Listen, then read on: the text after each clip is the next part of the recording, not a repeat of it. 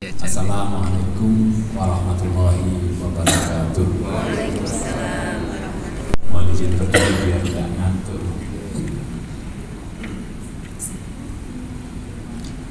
Ibu bapak, alhamdulillah kita pagi hari ini bisa bertemu kembali.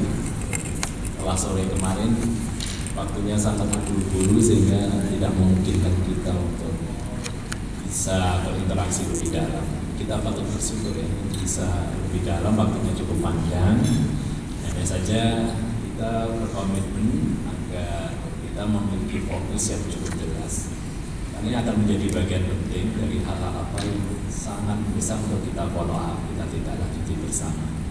Apalagi tadi panitia membisikkan pada saya, forumnya cukup kepala representatif, ada unsur dari pemerintah daerah, beberapa sektor OPD yang sempat hadir, kemudian ada dari teman-teman perguruan tinggi, juga perbankan ya, juga hadir, kemudian juga forum, tentu BKN. Nah, ini sebuah representasi yang menurut saya ideal sejauh kita menempatkan konsep kolaborasi, partnership menjadi bagian utama.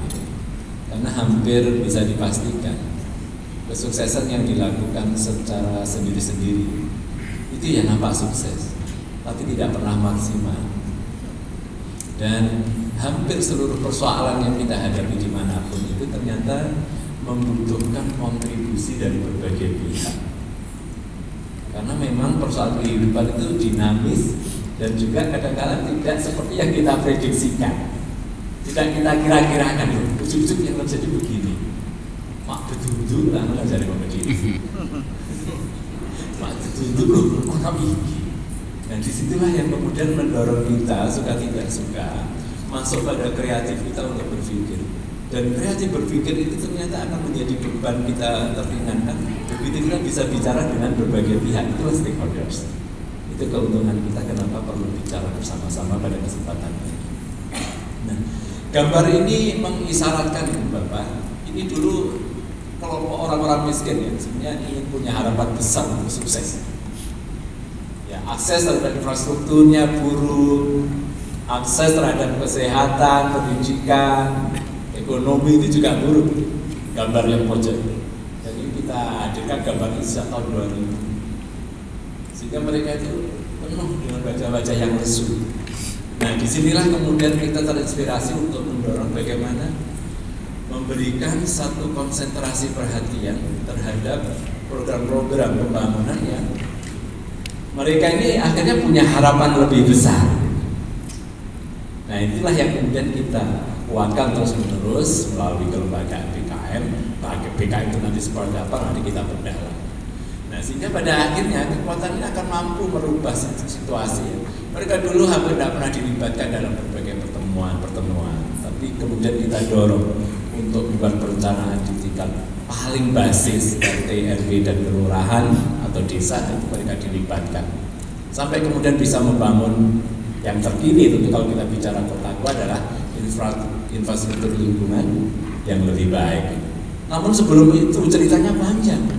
BKM ini punya pengalaman hidup yang secara generasi ke generasi itu belajarnya panjang. Di Kediri tahun berapa Mas? Tidak masuk 2005 atau 2003? 2005 ya. 2005 itu Kediri sudah mulai masuk dan kekuatan Kediri itu cukup signifikan karena kita memberikan satu potensi di mana Kediri melihat kultur masyarakatnya itu sangat antusias kalau diajak bangkit untuk mencapai kehidupan yang lebih baik. Nah, ini beberapa akhirnya menjadikan kesempatan yang ada, mereka punya satu geliat sukses yang lebih besar. Nah, diantaranya mendapatkan para penghargaan secara nasional. Dan kekuatan itulah yang kemudian kita anggap mestinya di seluruh wilayah punya kesempatan yang sama. Kalau di satu tempat tertentu bisa, kenapa di yang lain tempat kok belum bisa? Padahal mestinya tadi kesempatan ini sama-sama bisa diperoleh. Nah, inilah yang sebenarnya kita carikan solusi bersamanya sehingga pada akhirnya Kediri juga menjadi bagian percontohan nasional. Saya berkali-kali kebetulan saya dengan Mas Bupati cukup intens dalam 6 bulan terakhir itu. Ketemu dalam 6 bulan terakhir itu 3 atau 4 kali malah. Saya orang Malang tapi saya putra Kediri asli dengan Diwe tinggalnya di Desa Dugo. Sehingga pada saat saya komitmen semacam itu, akhirnya Mas Bupati ya sudah kalau begitu tolong Kediri dibantu. Terakhir yang saya support adalah untuk pengembangan pendidikan. Salah satunya juga Bupati sempat curhat soal pengembangan kampung Inggris di Pare, kemudian curhat terkait dengan dampak dari pembangunan bandara.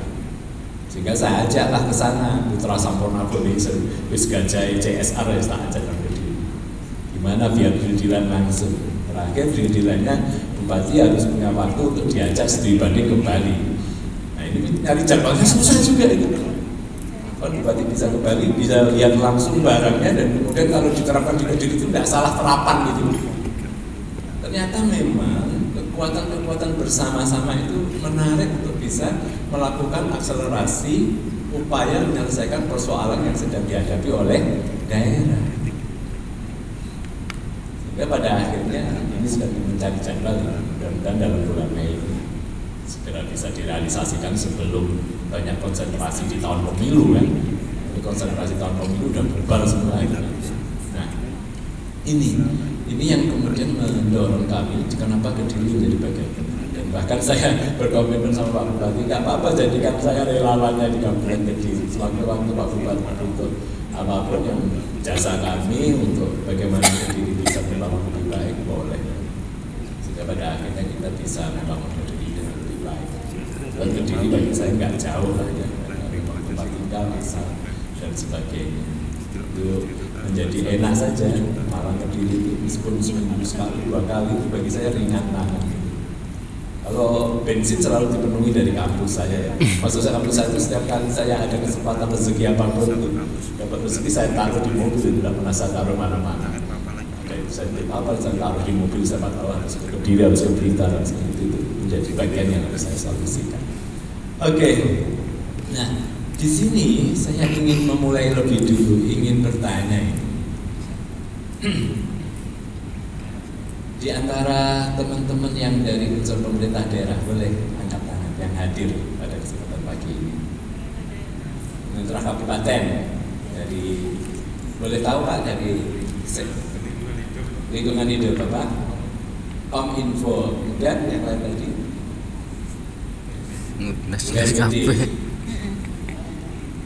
Yang dari apa Prote? ADW Pelem. Dinas Pergi, Pak Beda? Ada? Oh dari Pak Beda. Ya, pada saat saya menggugurkan untuk rapor terkait dengan program Merdeka Belajar di Kediri kemudian sebagai teman-teman dari Pak Beda juga Pak Sekda. Mudah-mudahan mestinya ini sudah signing oleh Bupati. Dan itu butuh waktu nggak lama. Saya mengumpulkan perpu itu waktu hanya 2 bulan. Itu perjuangan yang melelahkan juga karena memang harus mencari solusi dan saya yakin hal-hal yang baik bagi Kediri kalau bupatinya itu yes itu dengan cepat untuk bisa kita gerakkan dan alhamdulillah ya sejauh yang saya lakukan untuk Kediri itu punya makna yang lebih baik. Mudah-mudahan akan terbangun Kediri yang lebih martabat, Kediri yang punya kekuatan inovasi dan jadikan inovasi SDM-nya ya. Jadi apa namanya Anjalu Jayati, Anjalu Jayati, korpunya semacam itu kekuatannya. Jadi punya ambisi yang cukup luar biasa dan harus kita apresiasi dan kita melibatkan Jayati. Orang kemarin serat berproses terkait dengan persoalan apa bandara itu yang ngeri-ngeri sedap itu kalau kemudian banyak putra daerah Kediri yang sekolah aja menjadi sekolah maju tidak di Kediri kabupaten tapi harus lompat ke banyak daerah. Itu juga membantu isu ya, sehingga ingin nanti ada sekolah yang bertaraf berkemajuan tapi juga cocok di kantong rakyat. Makanya saya ajak CSR yang cukup besar di situ, orang-orang desa ini mudah-mudahan bisa memberikan manfaat. Kemarin terakhir kita Sampurna itu ingin ngajak juga mudah-mudahan bisa diwujudkan beberapa kita. Apalagi kalau kemudian kita ingin membangun yang lebih terkait dengan infrastruktur lingkungan, kegiatan sosial. Itulah yang saya kira mudah-mudahan memberikan optimisme kepada kita. Ini tidak saya ulang lagi, saya hanya ingin menekankan di ini. Karena mungkin di antara ibu bapak yang baru hadir itu terkait dengan berita ini barang sesuatu seperti apa yang mungkin sudah pernah mendengar tapi masih tidak berita. Nah, agar lebih terang benderang, BKM itu sebenarnya kelembagaannya yang dibentuk yang dulu awalnya karena ada semangat yang sama untuk menanggulangi kemiskinan. Semangatnya yang sama untuk menanggulangi kemiskinan. Nah, mungkin pertanyaannya, loh, kenapa tidak menggunakan lembaga yang sudah saat itu sudah ada? Pertanyaan itu. Kemarin benar sudah ada jawabannya pada saat kita stadium general. Mengapa? Karena ternyata banyak sekali, karena itu waktu itu masih baru reformasi ya, kekuatan-kekuatan kelembagaan yang di desa atau kelurahan itu umumnya sudah pada menjadi elitis. Elitis itu maksudnya apa sih? Ya berpikirnya di belakang meja, yang penting bapak senang, bosnya senang, pimpinannya senang. Jadi jarang yang memikirkan, membuat perencanaan itu melibatkan orang-orang yang benar-benar butuh. Nah ceritanya itu. Sehingga itu menjadi bias di perencanaan, bias di implementasi. Sehingga pada akhirnya Indonesia kita lihat tingkat kemiskinannya menjadi sangat tinggi. Nah itulah yang menjadi dasar akhirnya. Gimana kita ngomong-ngomong bersama masyarakat lah. Yang dimau itu masyarakat seperti apa? Apakah kelembagaan yang ada di desa ini masih bisa dipercaya masyarakat atau perlu direvisi, perlu dibangun kembali. Nah ternyata reputasi kelembagaan yang ada karena karakternya yang elitis tadi itu susah untuk kemudian diklikkan dengan kepercayaan masyarakat setempat. Masyarakat akhirnya ingin memiliki kelembagaan yang lebih bisa dipercaya, maka itulah proses pemilihan para anggota kolektif BKN, pimpinan kolektif BKN itu terbentuk. Yang kemarin saya sampaikan, caranya gampang, cari orang baik, bukan cari orang pinter, bukan cari orang yang bertitel, bukan cari orang yang berkedudukan, tapi cari orang yang baik dan kemudian dia punya kepedulian, itu saja. Dari masing-masing RT silahkan saling kenal kan di antara kita, sebut itu berapa nama, sampai akhirnya di kelurahan mereka rapat orang-orang yang terseleksi tadi dan memilih di antara mereka. Memang di antaranya, di dalamnya ternyata juga ada anggota lembaga masyarakat yang sudah ada, tapi kan dia menjadi personal kan di situ. Ada juga yang dari ternyata dia juga pengurus LPMD, ternyata dia juga pengurus LKMD. Waktu itu udah ada BPD atau belum ya sekarang? Ada ya? Atau belum ya? Belum. Nah, LPMD ya ada. Ternyata begitu. Ada kemudian orang-orang yang baru. Jadi malah blended gitu BKM. Nah itu yang dipilih melalui mekanisme masyarakat. Kenapa kita pilih orang-orang baik ini harus dianggap sebagai aset? Karena setelah itu nanti akan diuji. Sama-sama makan anggarannya dana desa. Diuji apakah betul baik. Karena orang baik itu kalau udah dapat ujian kan kadang-kadang melenot ya. Kuliu terus gak bertahan baiknya. Begitu dengan betul dilatih macam-macam. Cara bertanggung jawab, cara menyusun rencana yang peduli untuk rakyat. Dilatih macam-macam. Jadi bikin perencanaan itu sudah canggih, mendata orang miskin sudah canggih, dia punya kriteria orang miskin di kabupaten, di desa mana, di desa Dukuh itu punya mereka. Ukurannya ini karena memang itu ukuran lokal. Karena orang miskin di desa Dukuh dengan di desa Kelurahan Pare atau di desa mana, yang sewu pasti beda-beda gitu. Nah itu yang menentukan mereka sendiri. Akhirnya didata, ketemu sekian banyak orang miskin. Itu yang bertengkar sama BPS dengan BKKBN. Karena BKKBN punya data prasejahtera, ya semacam itu waktu itu. Dan itu harus kita sandingkan pada akhirnya untuk kita lihat. Itu pembelajaran. Setelah pembelajaran itu tuntas bagaimana nanti bikin pertanggungjawaban, bikin perencanaan, barulah pemerintah itu percaya. Coba diuji sih. Apa ujiannya? BLM, bantuan langsung masyarakat. Ada yang 300 juta, ada yang 500 juta, ada yang sampai 750 juta ada nggak ya kamu? Nah, segitunya itu untuk ujian itu sebenarnya. Lulus gak dengan ujian itu? Nah, itu bentuknya. Jadi memang betul-betul yang diharapkan adalah sebagai lembaga organisasi warga yang punya karakter words of trust yang bisa dipercaya. Bisa dipercaya. Karena itu kata kuncinya. Nah, kategorinya kalau dimasukkan ke dalam Undang-Undang Nomor 17 Tahun 2013 ya masuk organisasi masyarakat. Nah, kemarin diceritakan organisasi masyarakat, ternyata di undang-undangnya juga ada yang memang terdaftar berbadan hukum, ada yang tidak. Yang berbadan hukum biasanya ada yang bentuknya koperasi atau perkumpulan. Nah, BKM rata-rata tidak berbadan hukum, tapi ada cukup banyak yang dicatatkan di notaris. Mengapa? Karena dia punya anggaran dasar dan juga anggaran rumah tangga. Ada aturan main rumah tangganya. Apa tujuan aturan main itu? Agar dipertahankan nilai-nilai tadi, tetap bisa bertanggung jawab pada publik, tetap diaudit. Itu aturannya. Itu nggak diterapkan, itu bisa dipinalti. Masyarakat apapun bisa menggugat, loh BKM ini kok tidak melakukan audit, tidak melakukan transparansi, itu bisa digugat karena tidak menjalankan aturan rumah tangganya. Nah itu BKM kita. Misi utamanya apa? Menjadi agen pemberdaya masyarakat untuk melawan kemiskinan dengan pendekatan multisektor. Peranatannya good governance. Good governance itu yang nanti akan mendasari kenapa pada akhirnya BKM itu tidak bisa bekerja sendiri. Waktu itu lumayan karena dapat dana, ya kan? Seolah-olah sekarang butuh yang lain, dan itu kita gagal pengalaman B2KB 1 karena dapat dana. Waktu itu gila-gilaan Pak. Dana terkecil itu 500 juta satu desa terkecil, dan semakin padat penduduknya itu sampai 2 miliar. Bayangkan.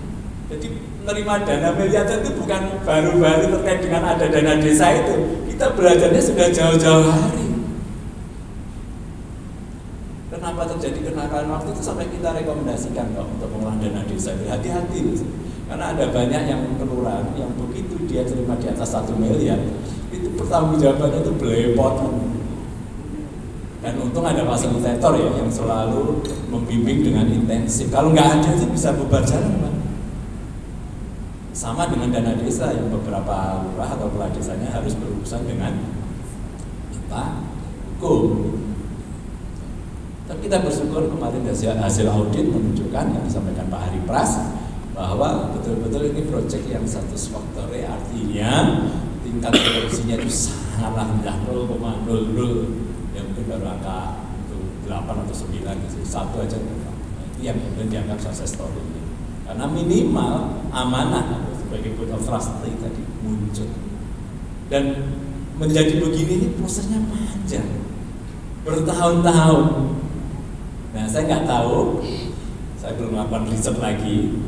Mestinya BKM yang ada di Kediri, kalau berdasarkan data yang kemarin disampaikan kepada kami dari konsultan manajemen pusat, 90% itu masih bisa dipercaya. Ya, kalau 90% diambil rata-rata ya pada Kediri paling rendah ya sama 60% cukup meh 100 lah ngono. Kelas 1. Diri lah, kurang lebih begitu. Kalau mau diidentifikasi satu-satu itu ya kira-kira wes enak-enaknya kalau misal itu biasa 10% ya 80% lah di wilayah Kabupaten Kediri.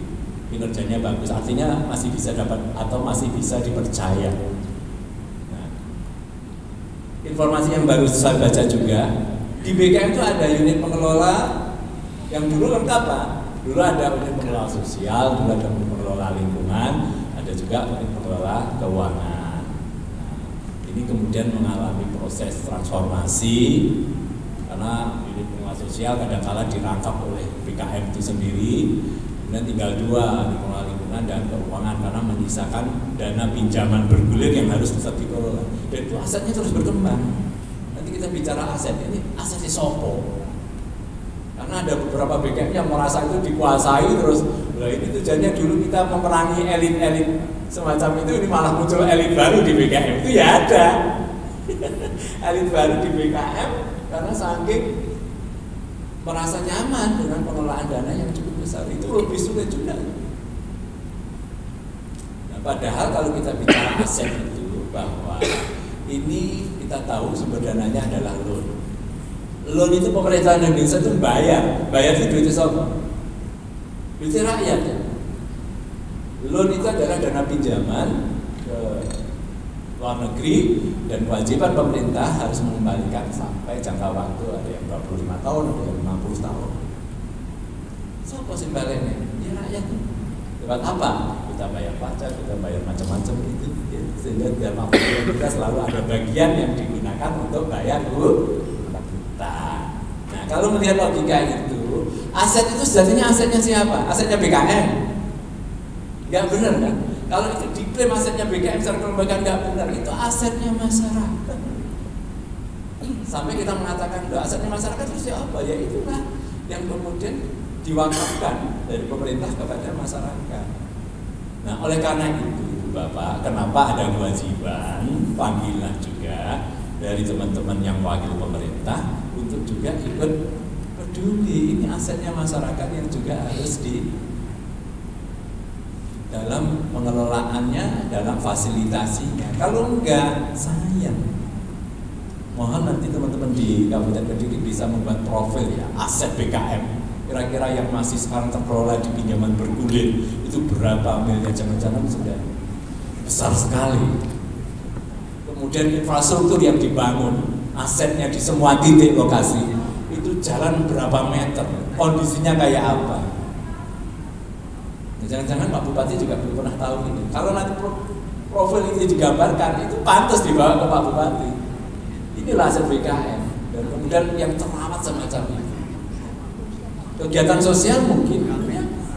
Karena di antara BKM juga memberikan santunan pada fakir miskin untuk dana pendidikan, seragam, sekolah, macam-macam itu ada. Karena bagian dari pinjaman bergulir juga disisihkan sebagian untuk program sosial, CSR-nya itu ada. Itu BKM kita, Pak. Dan dari 25 sampai sekarang 2022 itu sudah 15 tahun lah lebih. Itu saya kira bukan umur yang pendek untuk sebuah kelembagaan. Kedewasaannya misalnya sudah lebih bagus. Nah ini, karena itu konsepsinya orang baik itu panggilan untuk bisa memenuhi hajat mengabdi pada masyarakat ya kerelawanan. Makanya jangan heran kalau waktu itu rapat-rapat BKM tidak pernah ada uang rapat. Kita repot waktu itu begitu masuk di Kediri awal-awal karena sudah biasa ada uang rapat, sungguh. Karena waktu itu program yang sebelumnya masuk itu adalah PPK ya.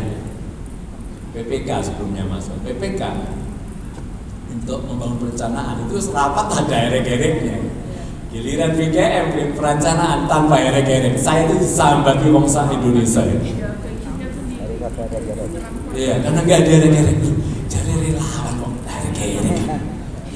Ya gagal di awal. Kita mau meyakinkan masyarakat sudah menyuguhkan kegagalan. Ayo bubar jalan. Ngotot saya. Lakukan terus coba dengan pendekatan yang lain. Sehingga pada akhirnya yang penting tidak dirugikan lah, tidak dirugikan.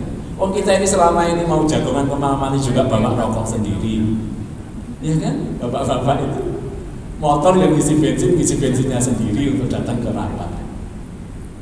Nah semacam itu sudah jadi kebiasaannya, hanya karena pada saat ada pendekatan yang kurang tepat akhirnya jadi biasanya ngomong orang kayak biasa nih, kaget, ada kekagetan menurut saya. Tapi kekagetan itu hanya beberapa saat saja dan akhirnya orang menjadi biasa.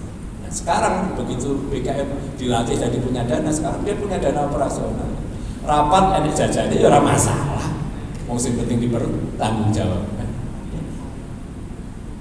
Punya dana operasional yang bisa dipertanggungjawabkan itu semua. Duduman rokok nek rapat ya kadang ketone teko kantongnya dhewe.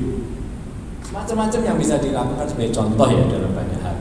Itu masih menandai adanya kekuatan kerelawanan.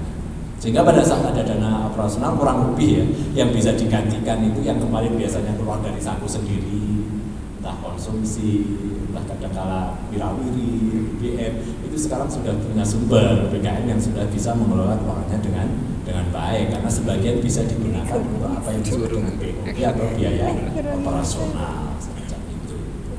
Nah, awal-awalnya pejuang beneran dan kekuatan itu di tradisi. Daripada 300 Ini ya, sekali lagi BKM itu punya aset dan asetnya tidak kecil. BKM itu tidak hanya aset yang berupa uang, tapi juga bentuknya infrastruktur yang dibangun selama proses itu. Dan yang paling penting itu adalah aset sumber daya manusia yang tadi bisa dipercaya. Wangel itu, gak tergantung pendidikan. Saya di Banyuwangi datang ke sebuah BKM. Wah, karena yang saya datangi kebetulan yang memang mesti kasus, misalnya masalah saya datang. Karena saya belum waktu itu di pusat ya di Jakarta membawa seluruh Indonesia.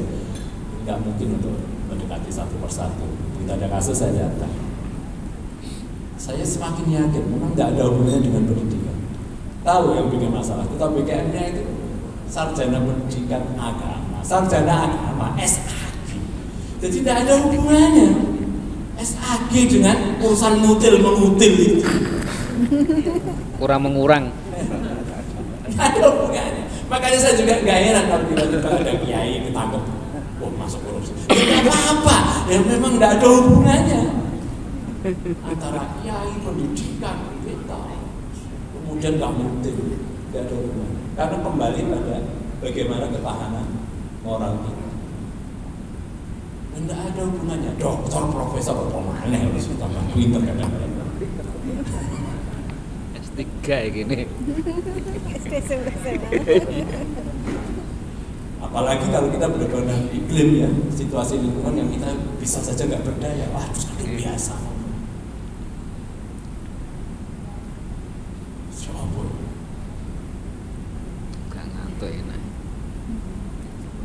Saya mau jujur ya, itu pengalaman saya nggak tahu nanti nilai apakah yang saya lakukan menjadi solusi yang baik atau tidak. Karena sistem itu kadang-kadang menjerat kita dan kita harus mencari solusi sendiri. Saya dosen sekarang, saya sejak 2018 itu resign dari kotaku. Setelah ini konsepnya jadi saya kembali ke kampus karena kampus butuh calon guru besar sebenarnya begitu. Sehingga begitu saya balik ke kampus sekarang mulai ngurus kepangkatan saja karena selama mulai tahun 1999 sampai 2017 saya nggak pernah ngurus pangkat. Pangkat saya tetap 3C lektor. Dan sekarang ini mau tahun ini salah lektor 4. 2 tahun lagi harus ditunjuk menjadi guru besar.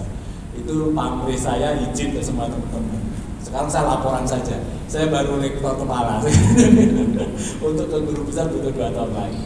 Karena ini harus dipertanggungjawabkan. Nah, waktu itu memang pada saat kotaku juga butuh saya di kampus juga dipanggil, saya harus memilih. Ya sudah saya balik ke kampus. Dan sekarang saya berhadapan dengan sistem kampus kan. Kampus itu kan ada ujian-ujian, ada S2, ada S3. Nah, kadang-kala ada beberapa ujian S3 itu yang kebetulan pejabat itu punya uang. Ya nyelipin uang transport di luar. Apa sikap saya Pak? Itu sudah menjadi kebiasaan gitu. Itu ada yang kiai juga loh Pak. Kiai S3 ya. Yang nyogok dengan yang disogok sama saja. Iya kan? Iya kan? Iya. Bingung saya harus cari solusi. Apalagi saya Pak. Ya mau pintar ngerti agama Pak. Kenapa saya itu Pak? Dan di Mojokerto kan ada pesantren besar ya. Beberapa kiainya mulianya di kampus kami di Unmerman. Saya kaget juga dengan tradisi itu, karena itu bukan kebiasaan dan nilai-nilai yang saya bangun di kebiasaan proyek semacam yang tadi saya cerita akan membangun trust. Iya, ujian berat Pak bagi saya. Dikembalikan nggak mau, ditolak itu merasa harga diri ya. Oke, akhirnya saya melakukan jalan keluar yang kedua. Pak, saya ini punya yayasan, namanya Yayasan Insan Amal Indonesia. Dan sekarang saya butuh ijabnya saja. Akadnya apa ini? Itu saya bisa menerima kalau akadnya benar. Kalau akadnya ini adalah untuk transport saya itu setiap kali uji sudah dikasih uang transport, sudah dikasih honor untuk itu semua. Tidak perlu Bapak kasih honor ke saya sudah selesai urusan saya. Pekerjaan ini sudah dihargai. Tapi kalau ada yang di luar ini bingung bagi saya menempatkan ini. Ini paling tidak mesti subhat kan ya. Ragu kan, halal wah kan mesti tengah-tengah. Astagfirullah. Iya kan? Mau dihalalkan kan kiranya cara menghalalkan itu yang saya putar letak gitu. Gimana menghalalkan itu?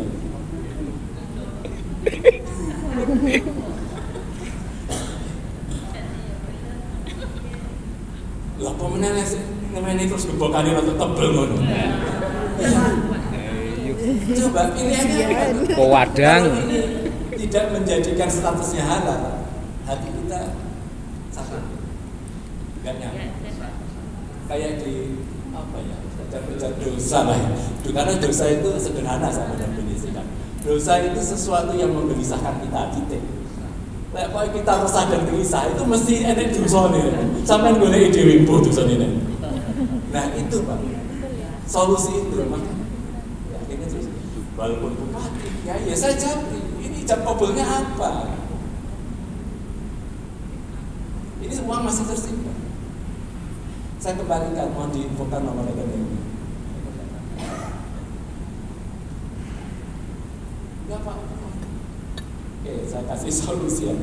Kalau memang bosan semacam itu, ini ikhlas nggak? Kalau kemudian jadikan hibah amalnya Bapak untuk yayasan saya yang kebetulan saat ini sedang mengembangkan kegiatan sosial ini.